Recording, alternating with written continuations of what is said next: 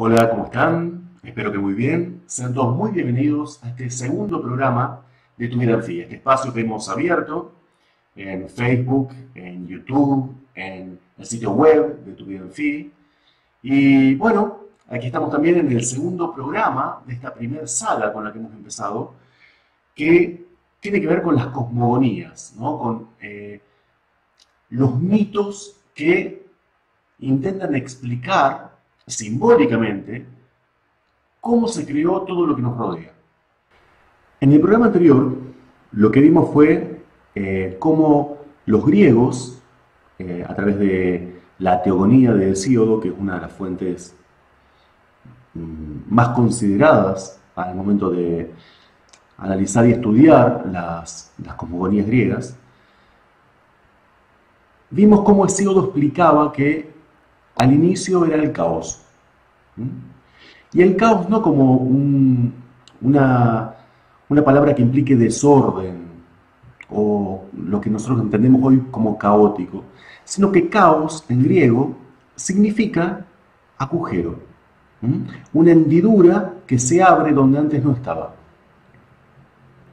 Vimos que Hesíodo plantea que luego de caos, pero no necesariamente hijos de él, aparecen Gea, que era la tierra, aparece el Tártaro, que es el vacío abismal, el vacío cavernoso abismal. En el primer video lo que recorrimos fueron las cosmogonías griegas, basadas sobre todo en la obra de Hesíodo, que se llama Teogonías, que es una de las más consideradas al momento de evaluar este tipo de mitos. Y vimos cómo Hesíodo proponía que al inicio había solamente el infinito caos. Pero caos no como sinónimo de desorden o de algo que no tiene, que está desorganizado, sino caos en griego que significa hendidura, un agujero, un espacio que se abre en un tejido donde antes eso no estaba. Hesíodo plantea que luego de caos aparecen tres seres primigenios posteriores. Gea, que es la tierra, luego aparece el Tártaro, que es el abismo, el vacío infinito, y finalmente aparece Eros. Pero este Eros no es el angelito hijo de Afrodita, ese es otro Eros.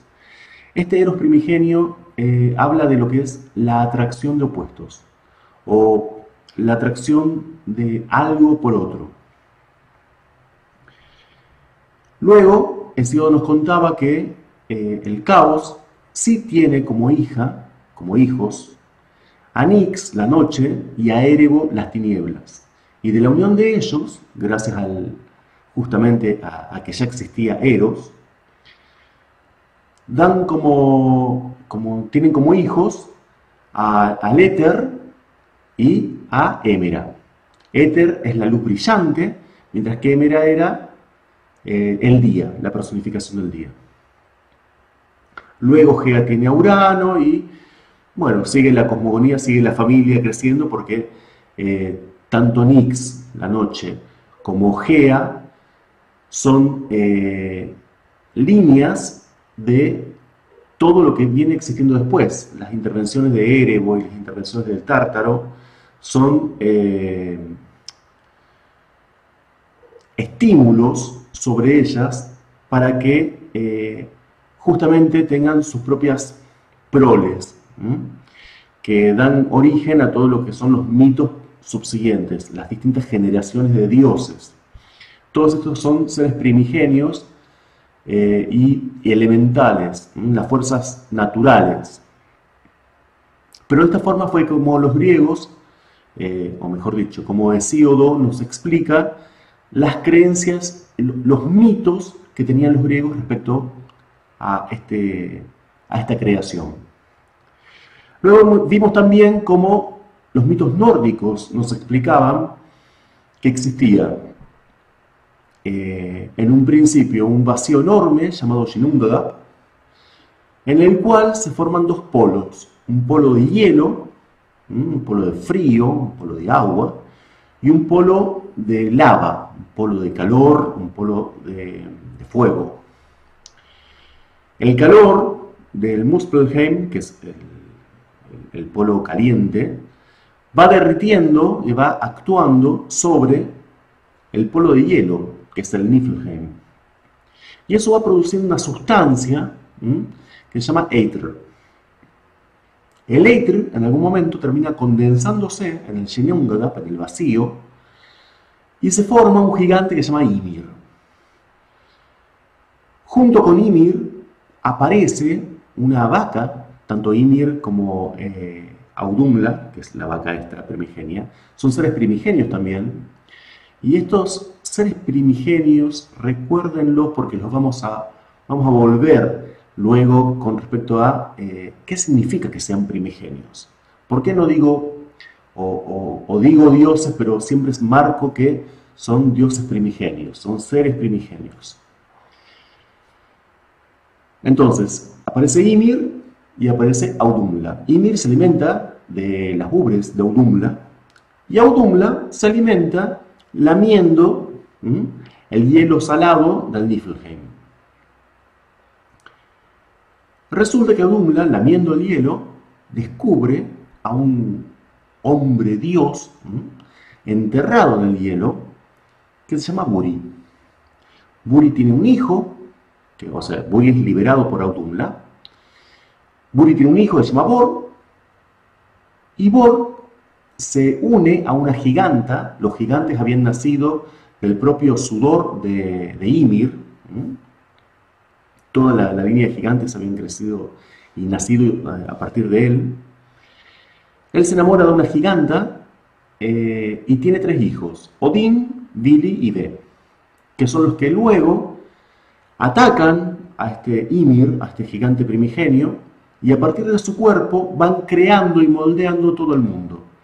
Crean con su cráneo, por ejemplo, la bóveda celeste, con sus huesos las rocas, con su cuerpo la tierra, con su sangre el mar, y a partir de ahí crean un árbol que se llama Yggdrasil, a través del cual se van conectando todos los mundos que se van formando.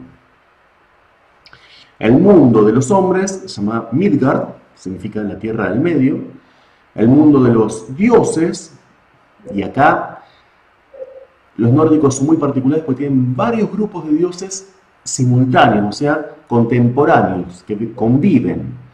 Tenemos los Aesir, que son los hijos de Odín, y tenemos otros que son más relacionados con la naturaleza, que se llaman los Vanir. No nos vamos a complicar ahora con eso, simplemente mencionarlo. Y bueno, eso fue lo que recorrimos, si no recuerdo mal, en el primer encuentro. Lo que nos ubicamos para recorrer el día de hoy,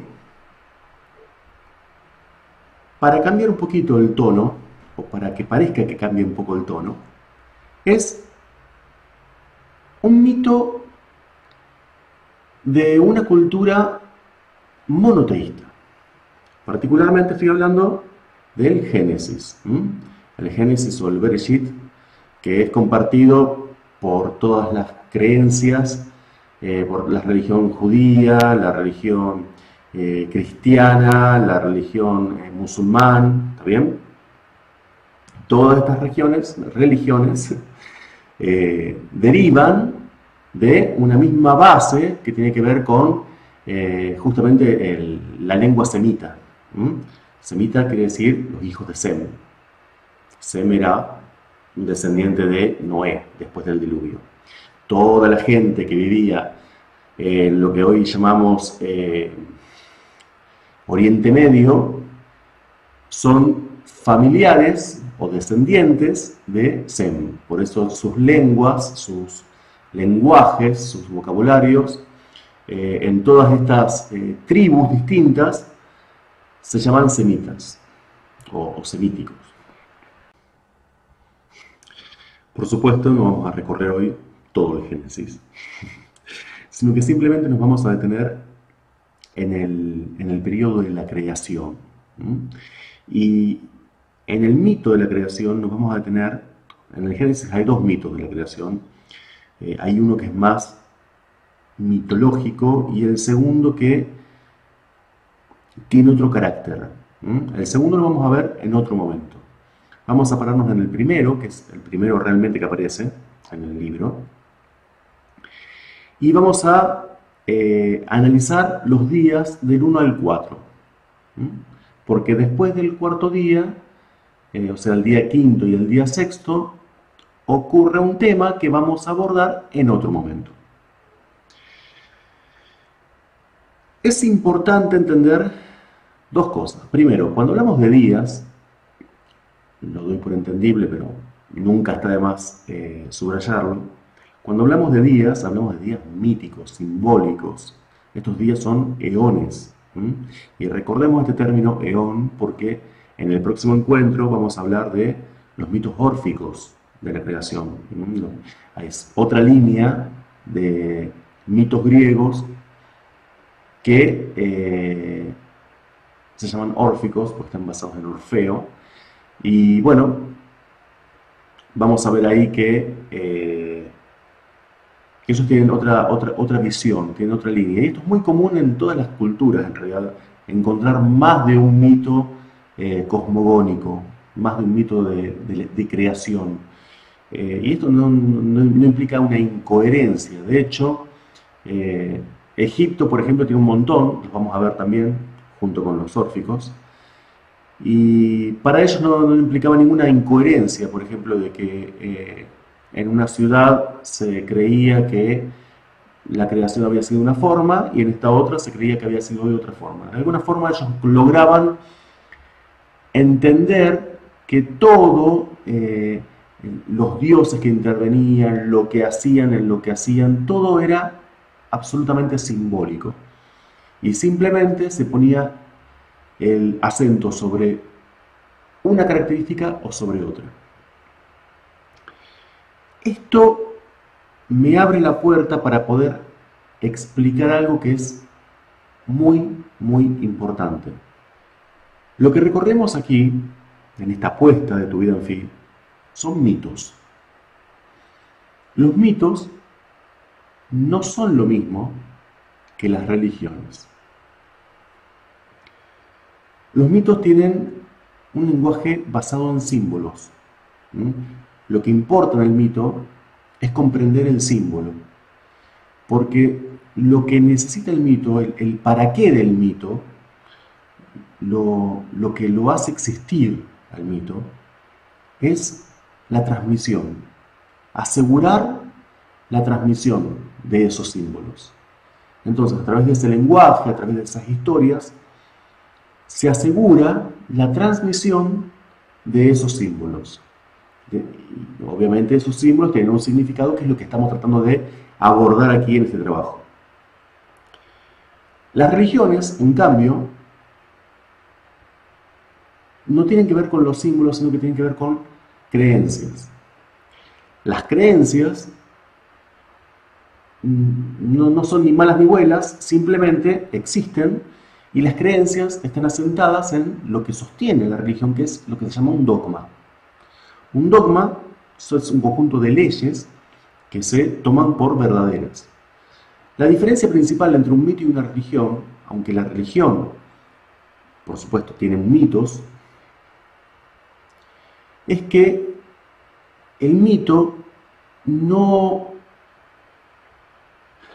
intenta explicar o aseverar que lo que transmite es así, o fue así, sino que solamente intenta transmitir símbolos. ¿Está bien? Solamente como si fuera poco, ¿no?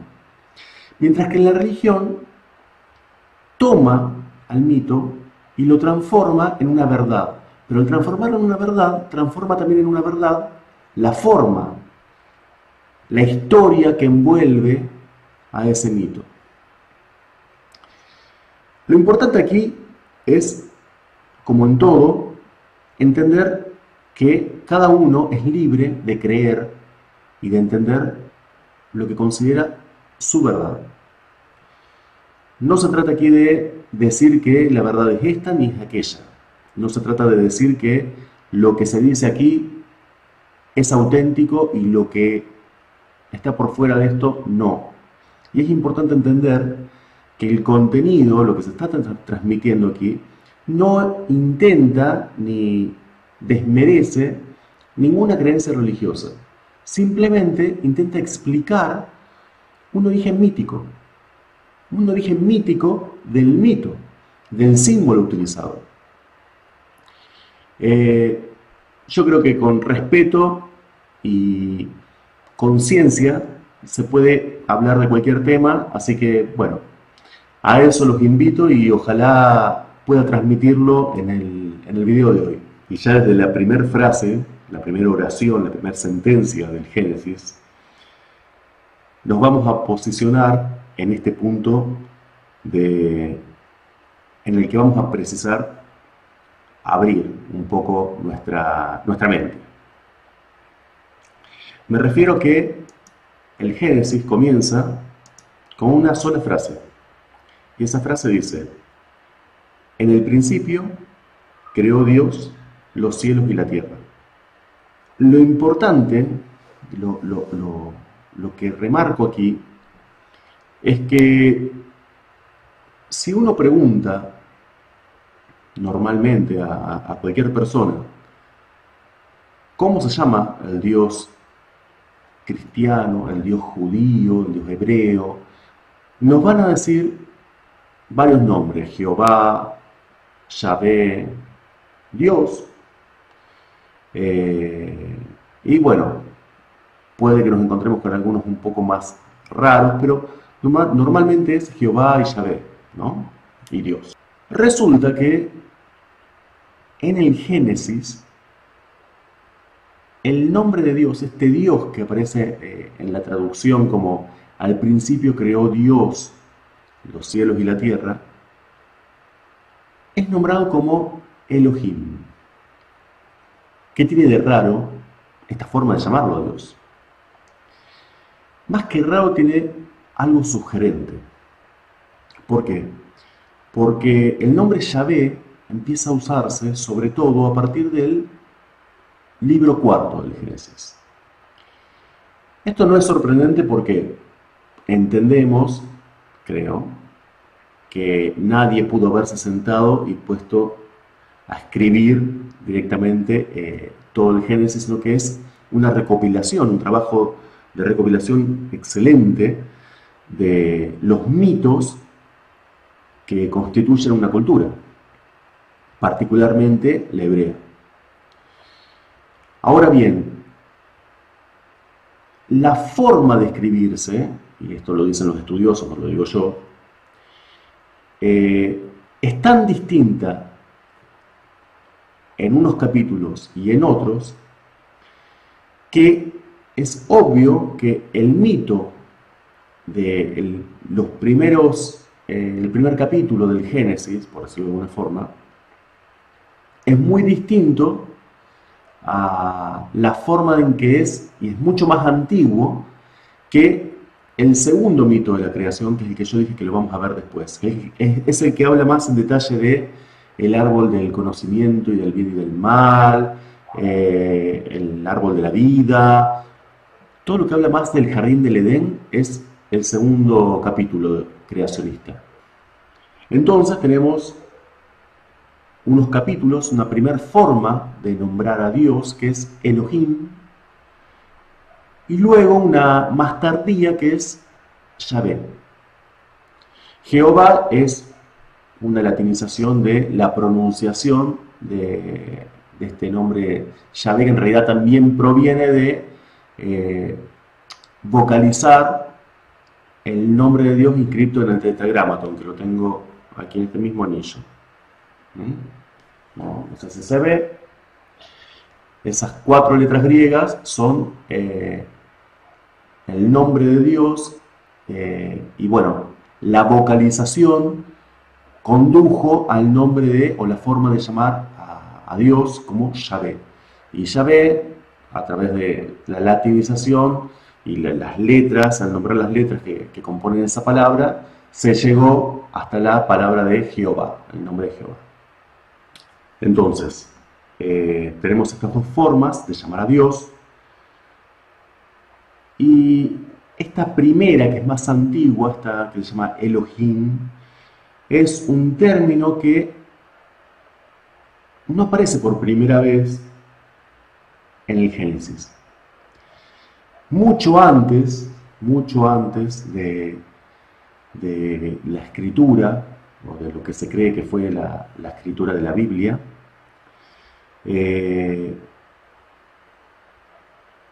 había culturas precedentes, por ejemplo, que tienen una raíz canaanita,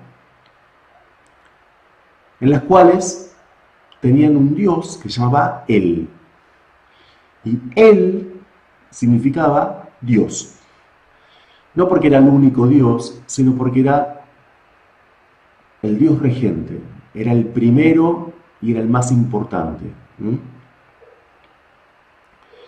Esto nos ubica en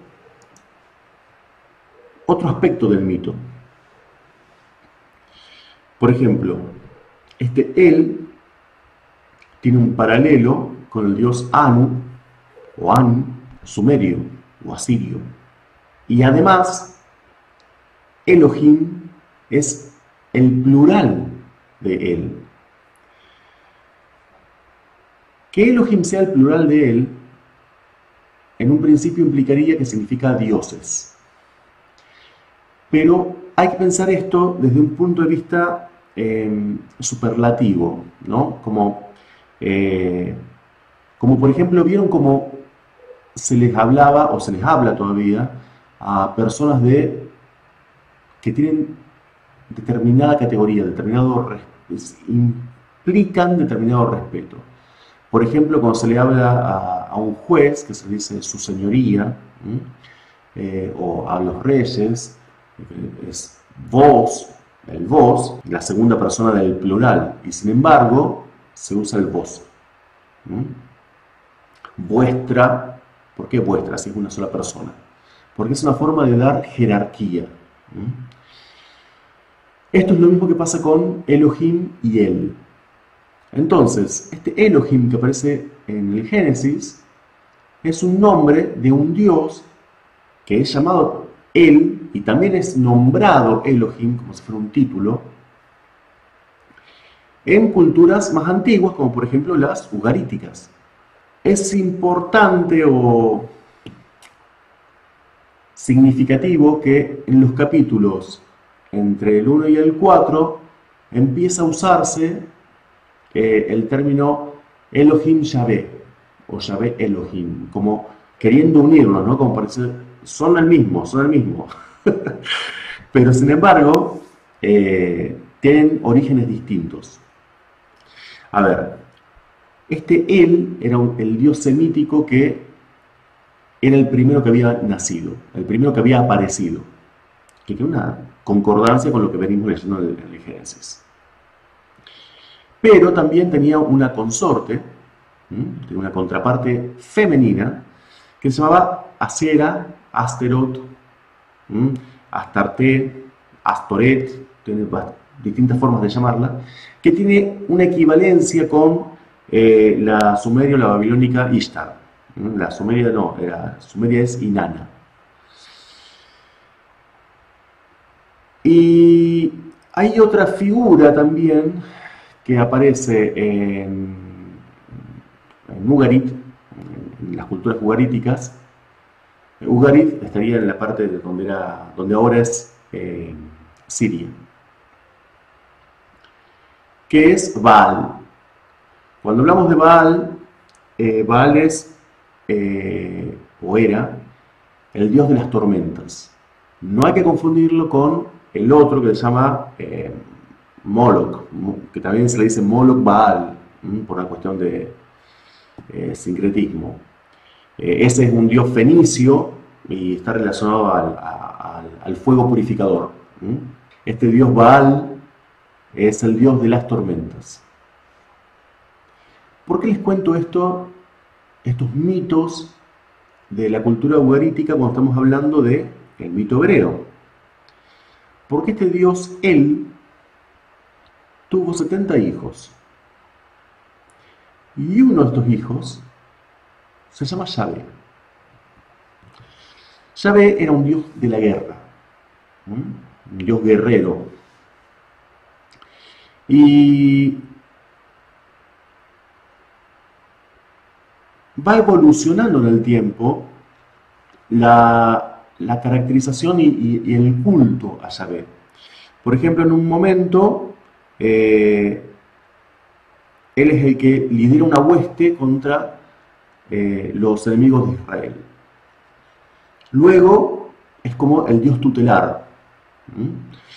Luego, de alguna forma, es promovido como el único dios y absorbe características de otros dioses que hasta ese momento no estaban prohibidos en el culto hebreo, que eran estos que te decía yo, Astarte, que eran Baal, El. Entonces Yahvé absorbe todas estas características y queda como el único dios. Y luego, al final del cautiverio en Babilonia, que esto es siglo IV antes de Cristo, es negada la existencia de los demás dioses. Y ahí es cuando realmente se establece el monoteísmo hebreo. Nuevamente, esto no tiene nada que ver con la religión hebrea, ¿está bien? Ni con la religión cristiana, ni la religión musulmana. Esto explica por qué, por ejemplo, si uno lee la Biblia, hay momentos en los que en los que Dios es benévolo, creador, y en los otros momentos es terriblemente vengativo y sanguinario, ¿no? Es porque en realidad es un sincretismo, es una asociación de distintos dioses amalgamados en una única entidad que, bueno, el por qué se decidió optar por esta forma de reescribir el mito, lo podríamos evaluar en otro momento, pero hay un porqué que está bastante claro, sobre todo cuando uno lee todo el mito creacionista, en esta segunda parte que yo les digo, este segundo capítulo. La intención queda bastante expuesta, sin ningún tipo de juicio de que está bien o está mal. ¿Ok? Bien, entonces, estábamos en el Bereshit, en el inicio. En el inicio, Dios creó, lo voy a leer porque no me acuerdo de memoria. En el inicio creó Dios los cielos y la tierra. Voy a seguir un poquito más. Y la tierra estaba desordenada y vacía. Las tinieblas estaban sobre la faz del abismo, y el Espíritu de Dios se movía sobre la faz de las aguas. Y dijo Dios, sea la luz, y fue la luz. Y vio Dios que la luz era buena, y separó Dios a la luz de las tinieblas. Y llamó Dios a la luz día, y a las tinieblas las llamó noche. Y fue la tarde y la mañana un día. Una de las cosas que puede causar confusión es decir, ¿cómo que la tierra estaba desordenada y vacía, que había tinieblas sobre la faz del abismo, qué abismo, y el Espíritu de Dios se movía sobre la faz de las aguas? ¿De dónde salieron las aguas? Esto que nos llama la atención es porque los hebreos no tenían un concepto, como quizás sí los griegos, de lo que es el vacío. Ellos entendían que al inicio había un algo amorfo quizás, pero había algo. Por eso es que dice que en el inicio Dios creó los cielos y la tierra, porque es como que algo tenía que haber. Luego, por supuesto, vamos a ver, cuando recorramos, por supuesto, muy por encima, lo que la Kabbalah nos dice respecto de esto, que dice que de todo el tejido del abismo, de la no existencia, se produce como un rasguido en ese tejido, y a partir de ahí el Espíritu de Dios, la palabra de Dios, va generando la creación. Ya vamos a llegar a eso, pero espero que les haya recordado algo que hablamos al inicio y en el otro video. Entonces, al principio creó Dios los cielos y la tierra. De acuerdo a cómo se escribe esta frase en hebreo, el hebreo es un idioma tremendamente musical, podríamos decirlo, porque realmente cada letra es una idea y es al mismo tiempo un sonido y es al mismo tiempo un número. Es una característica propia de todas estas lenguas semíticas. El árabe también es así.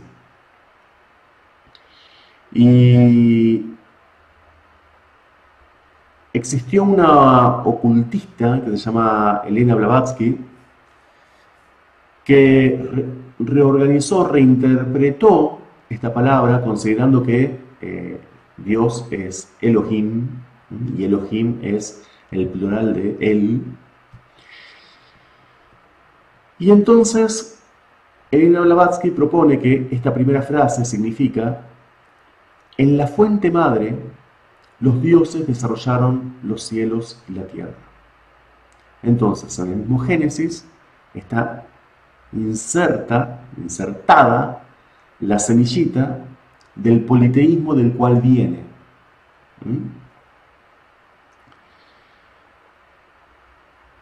Y lo que vemos que en el primer día, lo que queda creado es una separación, podríamos decir, aunque no es una separación, entre lo que es luz y oscuridad, día y noche. En el día 2 dice Dios: haya expansión en medio de las aguas y separe las aguas de las aguas. E hizo Dios la expansión y separó las aguas que estaban debajo de la expansión de las aguas que estaban sobre la expansión. Y fue así. Y llamó Dios a la expansión cielos, y fue la tarde y mañana el día segundo. Acá volvemos al agua. Si recordamos que recién, cuando leímos, decía que la tierra estaba desordenada y vacía, y el Espíritu de Dios se movía sobre la faz de las aguas. Para poder comprender esto, tenemos que entender en la concepción del mundo de este pueblo, que era muy común y muy parecida a la de otros contemporáneos, ¿no? Ellos creían que el mundo era como si tuviera un domo, como si fuera un domo, como una cúpula que nos envolvía, y en esa cúpula era una doble cúpula, es como si tuviéramos una más grande y adentro otra más chiquitita. Entre esas dos cúpulas estaba todo cubierto de agua, había toda agua en el medio de esas dos. Aquí, dentro de la primera, había aire.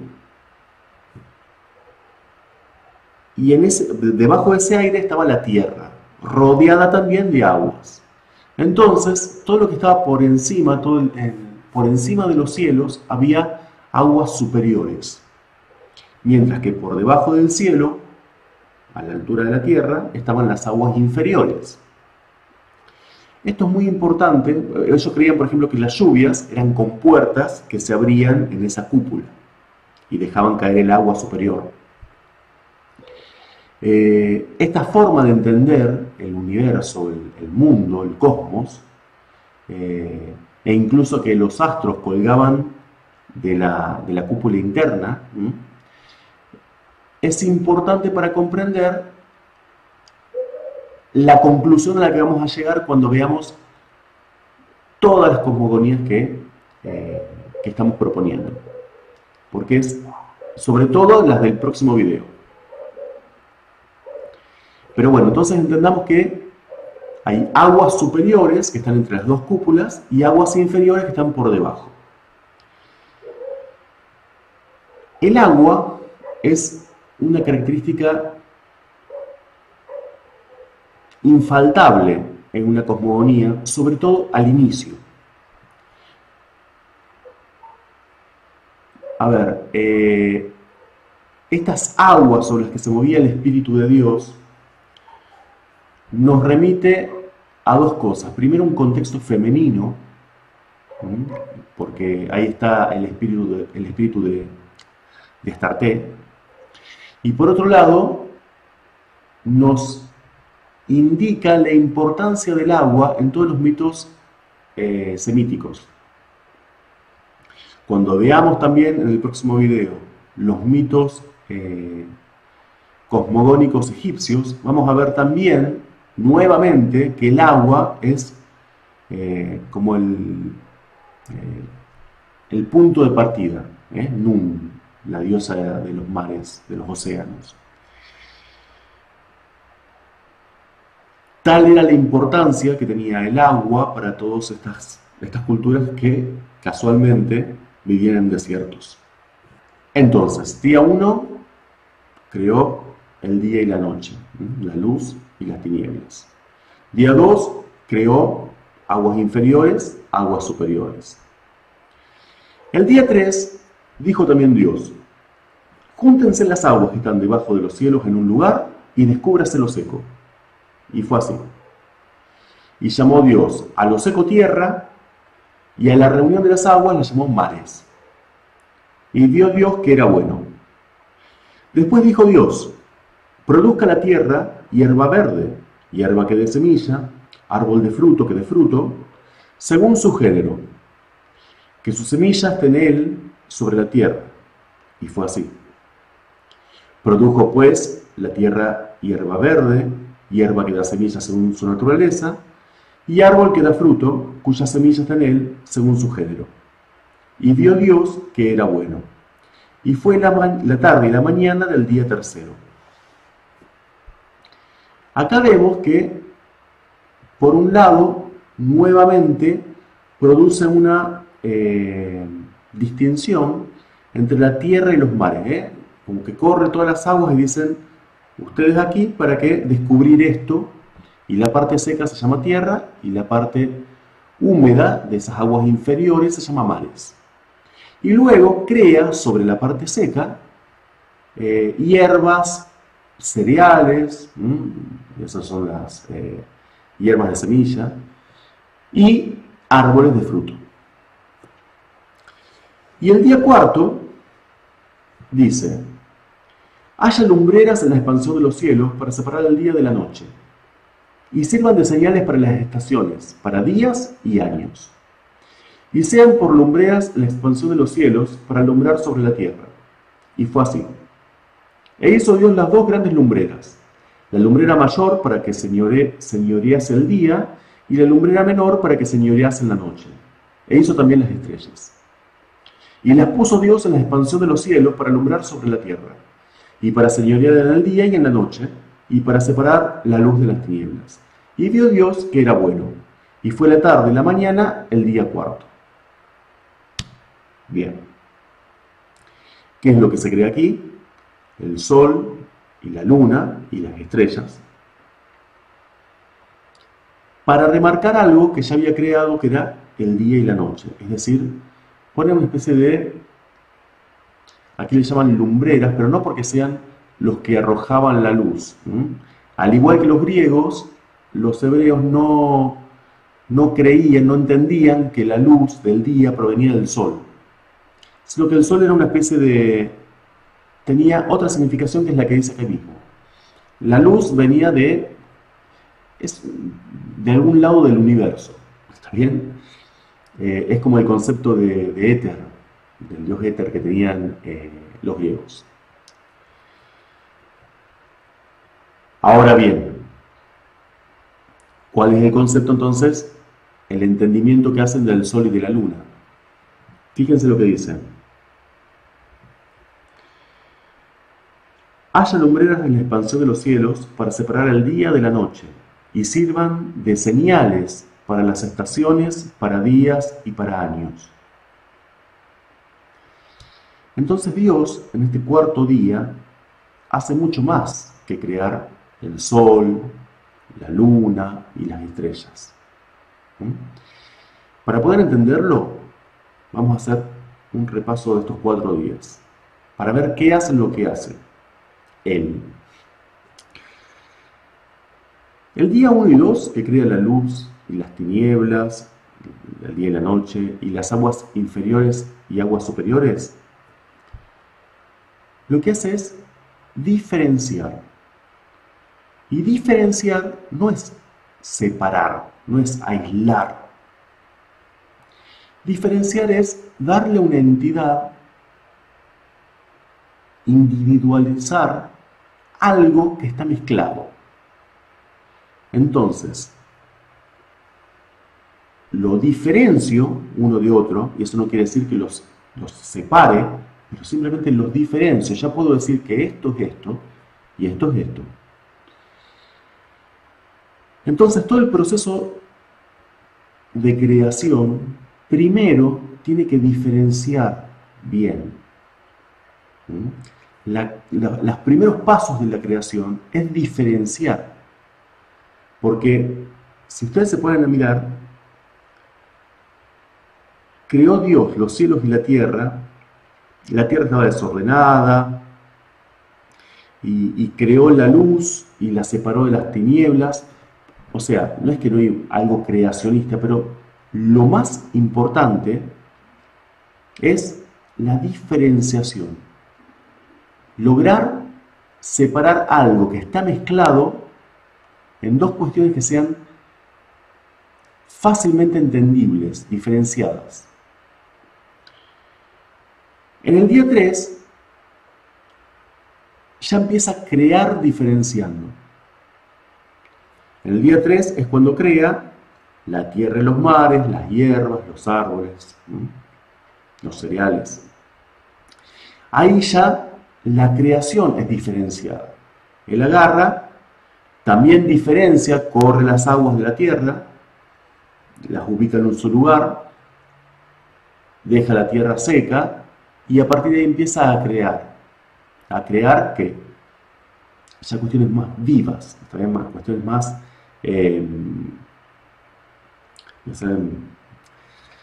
arcanos del tarot. Cuestiones más que tienen que ver con la vida. Pero en el cuarto día, cuando Dios crea al sol, la luna y las estrellas, lo que crea, además de los astros, es crear el tiempo. Porque esa es la misión o el símbolo que los hebreos veían en el sol, en las estrellas y en la luna. Les permitía orientarse tanto en el espacio como en el tiempo. A través de las estrellas y del sol, por ejemplo, podían saber si iban hacia el norte, hacia el sur, al este o al oeste, y podían saber cuánto tiempo faltaría para que termine el día y comience la noche, o al revés. Entonces, estos 4 días nos dan una comprensión de el proceso creativo para los hebreos que tuvo él o Elohim. Y lo más importante para recalcar aquí es la diferenciación. Eso es lo que tenemos que tener en cuenta para poder comprender y para poder unirlos a otros procesos creacionistas de otros mitos. Algunos que hemos visto y otros que vamos a ver. Espero que les haya interesado, espero que les haya gustado. Los invito, por supuesto, a que se suscriban a mi canal, a Tu Vida en Fi en YouTube. En Facebook, que vayan y busquen la fanpage que se llama Tu Vida en Fi, le den me gusta. Yo voy a estar publicando, como vengo haciendo, frases y tips, que yo les llamo frases en Fi, tips en Fi, que ayudan a reforzar determinadas cuestiones o a ampliar cuestiones que por ahí, por una cuestión de tiempo, no las podemos hablar todas, y también como para que el que le interese pueda dirigirse y realizar su propia investigación al respecto. Les pido por favor que le den me gusta a este video, lo compartan, lo mismo a los posts, si les interesa, si lo consideran de valor. Y nos estaremos viendo el primer sábado del próximo mes, de mayo del 2019, para continuar con la tercera parte de esta primera saga, que son los mitos creacionistas, particularmente los mitos cosmogónicos, cómo se originó el cosmos, lo que me rodea. Vamos a ver los mitos griegos órficos y vamos a ver los mitos egipcios. Y ya con eso tenemos material, no porque no podamos recorrer otras, pero tampoco vamos a estar años recorriendo todos los mitos creacionistas, como para poder cerrar la idea y poder verla, por ejemplo, en algunos sistemas simbólicos, como entender lo que me dicen estos mitos, cómo quedan plasmadas esas ideas en diversos sistemas simbólicos. Eso es el desafío que tenemos para mayo del 2019. Ojalá estén allí conmigo, ojalá les haya gustado y bueno, nos seguiremos estando en contacto y les mando un abrazo enorme y una excelente, excelente vida. Muchísimas gracias por estar allí, muchísimas gracias por verme. Un beso y un abrazo enorme. Hasta luego.